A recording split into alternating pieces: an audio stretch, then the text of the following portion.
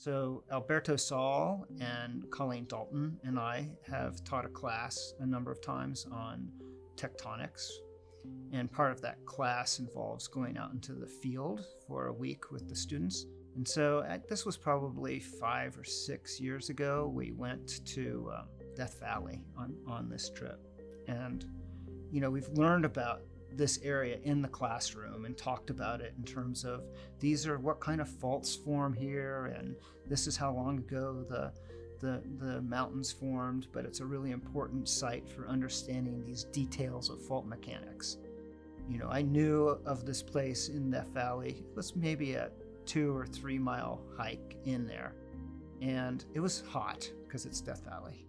The night before, there was a horrible dust storm. It was like 110 degrees with 60-mile-an-hour winds, dust flying all over the place. It was miserable, and people were bummed. And so I'm like talking to my colleague Alberto and Colleen. I was like, "Do you think we should do this? Go out on this hike in the desert?" And they're like, "I don't know. Maybe we should." And I was like, "Yeah, we should just go for it."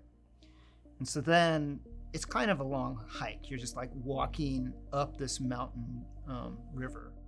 There's no water in it since it's in the desert. And we finally get to the rocks, which are this great exposure of an amazing fault zone that you can go and put your finger on it.